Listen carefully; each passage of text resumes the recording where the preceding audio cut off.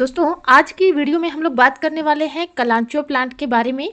कलांचोई कलनकोई या कलांचोई प्लांट भी इसे कहा जाता है।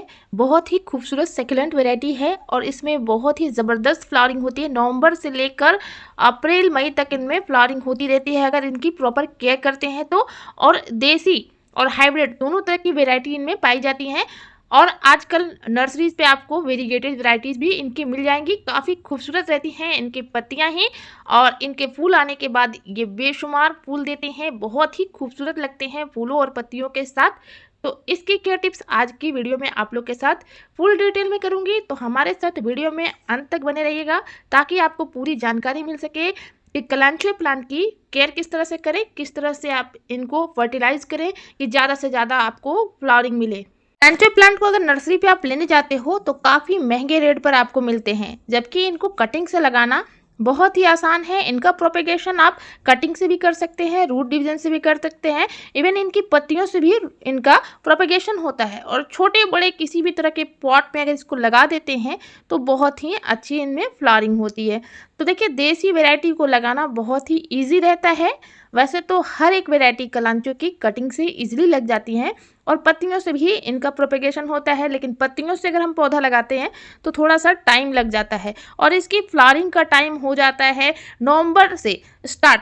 तो हम इनकी कटिंग को लगाएंगे अक्टूबर में, तभी हमें नवंबर में अच्छे से इनमें फ्लावरिंग देखने को मिलेंगी। तो हमने कटिंग्स बहुत सारे लगाए हुए थे जिनके बहुत ही अच्छे से रूट डेवलप हो गए हैं। इनको हम रिपॉट कर रहे हैं अच्छे बड़े गमले में।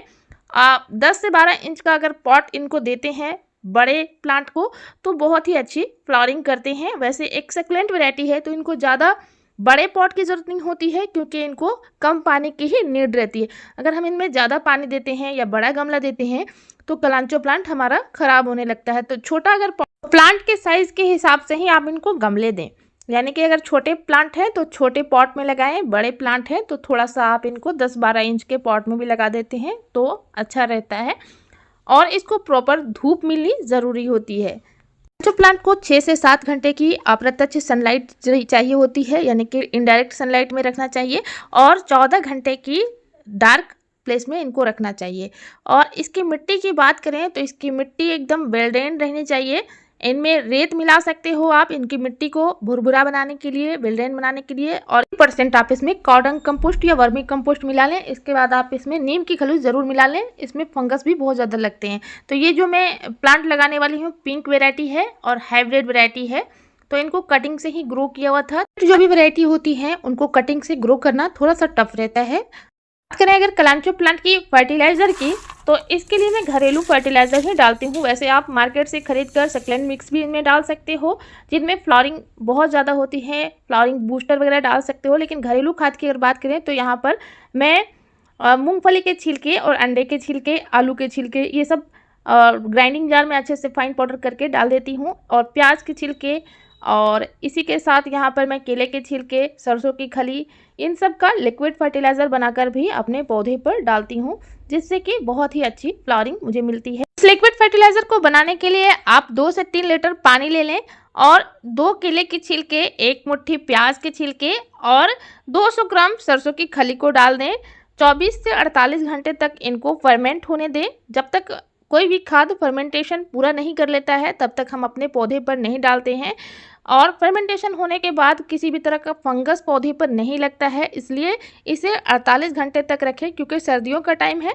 तो 48 घंटे के बाद आप अपने पौधे पर इनको डाल सकते हैं। इस लिक्विड फर्टिलाइज़र को आप डालें, इनको पानी के साथ डाइल्यूट करके डालें क्योंकि बहुत ही ज़्यादा हार्ड रहते हैं ये, क्योंकि बहुत ही स्ट्रॉन्ग खाद है। तो इसको 8 भाग पानी मिला लें और 1 भाग ये लिक्विड फर्टिलाइज़र मिलाने के बाद अपने पौधे पर अप्लाई कर सकते हैं। जब इनमें कलियां आ जाएं तब भी आप इनको अपने पौधे पर डाल सकते हैं। हर 15 से 20 दिन में इसका इस्तेमाल आप अपने पौधे पर करेंगे तो बहुत ही अच्छा रिजल्ट मिलेगा। आपका पूरा पौधा फूलों और कलियों से भर जाएगा। हर तरह की वैरायटी में आप इन लिक्विड फर्टिलाइज़र का इस्तेमाल कर सकते हो।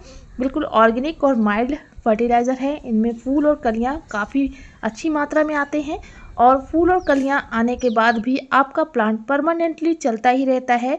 फिर से आप इनकी कटिंग को लगा सकते हो। कटिंग लगाना बहुत ही आसान है। देखिए इस वाली वैरायटी में बहुत ज़्यादा एरियल रूट्स होते हैं, तो इनको आप लगा सकते हो आसानी के साथ।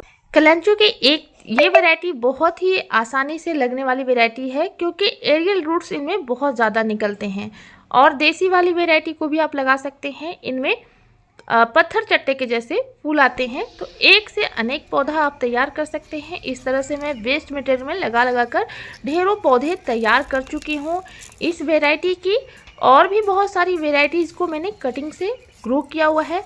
हालांकि अभी इनकी कटिंग इजीली लग जाएंगी, लेकिन अगर आप इनकी कटिंग अभी लगाते हो तो फ्लावरिंग नहीं आएंगी। तो फ्लावरिंग लेने के लिए अक्टूबर में ही इनकी कटिंग को हमने लगा दिया था, और भी ढेर सारी कटिंग्स हम लगा रहे हैं देसी वाली वेराइटीज़ की भी। वैरायटी की कटिंग को लगाना सुपर इजी होता है। इस तरह से इनकी कटिंग को लेकर ढेरों पौधे आप एक से अनेक पौधे तैयार कर सकते हो। अगर आपको कहीं भी पड़ोसी रिश्तेदार के यहाँ छोटी सी कटिंग मिल जाती है या पत्तियां ही मिल जाती हैं, तो आपका पौधा तैयार हो जाएगा। हमने ढेर सारी कटिंग्स को तैयार किया हुआ था, इन ग्रो बैग्स में लगाया हुआ था, आप लोग के साथ शेयर भी किया हुआ था। आप इनके नीचे एलोवेरा जेल भी लगा सकते हो, या बिना एलोवेरा जेल लगाए हुए भी लगा देते हो, तो आपके आसानी से कटिंग्स लग जाती हैं। लेकिन आपको एक बात का ध्यान रखना है कि बहुत ज़्यादा पानी इसमें नहीं डालना है। जब गमले की मिट्टी बिल्कुल अच्छी तरह से सूखी भी दिखे तभी आप इनको पानी दें, क्योंकि जो इनकी पत्तियां होती हैं काफ़ी मोटी साइज़ में होती हैं, यानी कि इनमें पत्तियों में ही पानी स्टोर रहता है। ये एक सक्लेंट वैरायटी है, तो इनको आप पानी सूखने के बाद ही दें। बहुत ज़्यादा पानी देने से भी आपका पौधा ख़राब हो जाता है कभी कभी। और हाइब्रिड वैरायटीज़ जो रहती हैं उनमें बहुत ज़्यादा प्रॉब्लम आती है कि उनके जड़ें ही गलने शुरू हो जाते हैं और वो जल्दी ही ख़राब हो जाते हैं। तो बस आप इनको कम पानी दें, अच्छी धूप दें, और छाया वाली जगह में भी रखें जहाँ पे इनको डार्कनेस मिल सके, यानी कि थोड़ी सी इनको डार्कनेस मिलने पर बहुत ज़्यादा इनमें फ्लावरिंग होती है। जब रात का टाइम हो तो बहुत से इनको डार्कनेस मिलनी चाहिए, जिससे कि ये ज़्यादा से ज़्यादा फ्लावरिंग करेंगे।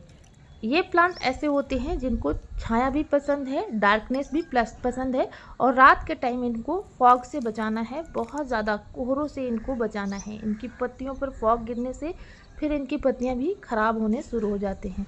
तो इन सब बातों का अगर ध्यान रखते हैं तो कलांचो में बहुत ही खूबसूरती से फ्लावरिंग होती रहती है, और एक बार इनके फूल आने के बाद महीनों तक बने ही रहते हैं। इनकी ये खासियत होती है। और देखिए यहाँ पे हमारे कुछ पौधों में कलियाँ और फूल बनने स्टार्ट हो गए हैं, और ये फूल 2 से 3 महीने तक खिले ही रहेंगे, अच्छे से आप इनकी केयर कर लेते हो तो। और जब पौधे में फ्लावरिंग हो जाए, स्पेंड फ्लावर को आप कट कर दीजिए, और प्लांट आपका फिर से साल भर इसी तरह से बना रहेगा आपके गार्डन में, और फिर नेक्स्ट ईयर तक फ्लावरिंग इनमें होती रहेगी। तो दोस्तों मैं उम्मीद करती हूँ कि ये वीडियो आपको हेल्पफुल लगी होगी। वीडियो अगर पसंद आए तो वीडियो को एक लाइक ज़रूर कीजिएगा। अगर चैनल पर न्यू है तो सब्सक्राइब करना ना भूलिएगा दोस्तों। मिलते हैं गार्डनिंग से रिलेटेड ऐसी वीडियो में, तब तक के लिए बाय।